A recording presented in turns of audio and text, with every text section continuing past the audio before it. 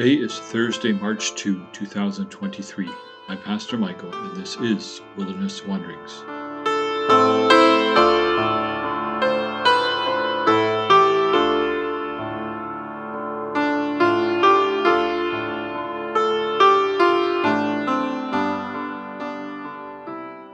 Our text is from Deuteronomy 4. Only be careful and watch yourselves closely, so that you do not forget the things your eyes have seen, or let them fade from your heart as long as you live. Teach them to your children and to their children after them. Remember the day you stood before the Lord your God at Horeb. Deuteronomy 4, verses 9 and 10. Today's text reminds us that we are in the season of Lent. Lent's purpose is to set aside time for reflection on Jesus Christ, to consider his suffering and his sacrifice, his life, death, burial, and resurrection.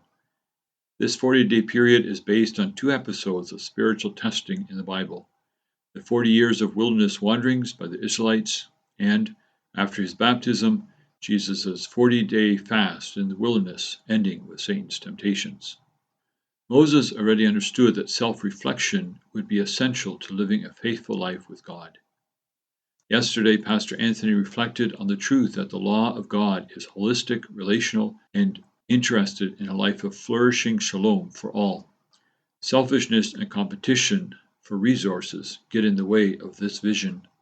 Such things come from the human heart, as Jesus said, "For it is from within, out of a person's heart, that evil thoughts come: sexual immorality, theft, murder, adultery, greed, malice, deceit, lewdness, envy, slander, arrogance, and folly." Mark 7, verse 21 to 22. Such things live in all our hearts.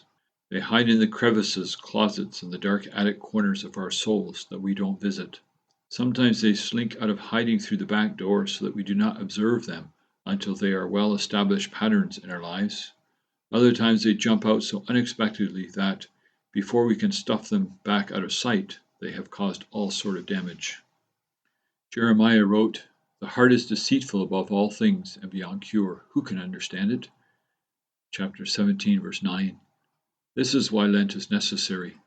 We need dedicated time to examine our own hearts. Of course, the hope is the 40 days of Lent will create healthy patterns in our lifestyle that stay in place long after it is over. Early in the Church's history, Christians realized that doing this hard work of examining the heart's motivations was difficult in the rush of daily life. Thus, a movement developed called the Desert Mothers and Fathers. These Christians moved out to the wilderness to be alone with God. They have left us a wealth of wisdom regarding self-examination, rooted in the prayer, "Search me, O God, and know my heart. Test me, and know my anxious thoughts. Point out anything in me that offends you, and lead me along the path of everlasting life." That's from Psalm 139, 23 to 24. This is the sort of thing Moses encouraged Israel to engage in as they entered the Promised Land.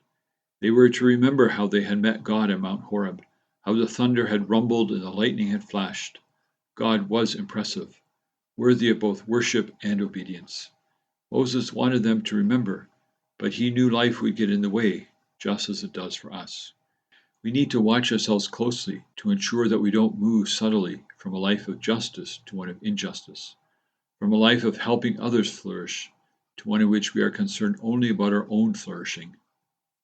And we need to teach this way of life to our children and grandchildren, passing on an ethic of shalom from one generation to the next, an ethic rooted in the grace and commands of God. God took Israel out of Egypt because they could not flourish there. Egypt was a place of death, not life, for Israel. After deliverance came the law. Learning healthy patterns for life happens best in a community where it is practiced with joy. What better place for this than in families and churches? Christian families and churches are places in which living is rooted in grace, not duty. Paul articulates this when he writes to the Colossians, "Therefore, as God's chosen people, holy and dearly loved, clothe yourselves with compassion, kindness, humility, gentleness, and patience. Bear with each other and forgive one another if any of you has a grievance against someone. Forgive as the Lord forgave you. And over all these virtues put on love, which binds them all together in perfect unity." Colossians 3:12 to 14. To know ourselves as chosen, holy, and dearly loved is to know ourselves as people safe, secure, and connected to God by the bond of the cross, which cannot be broken. Knowing ourselves as such gives us a safe place to examine our own hearts, offering our failings to God and sometimes to other Christians, knowing that we will be handled with gentleness.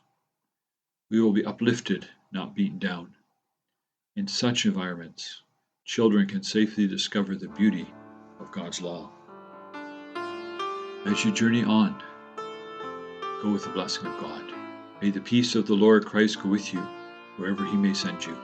May he guide you through the wilderness, protect you through the storm. May he bring you home rejoicing at the wonders he has shown you. May he bring you home rejoicing once again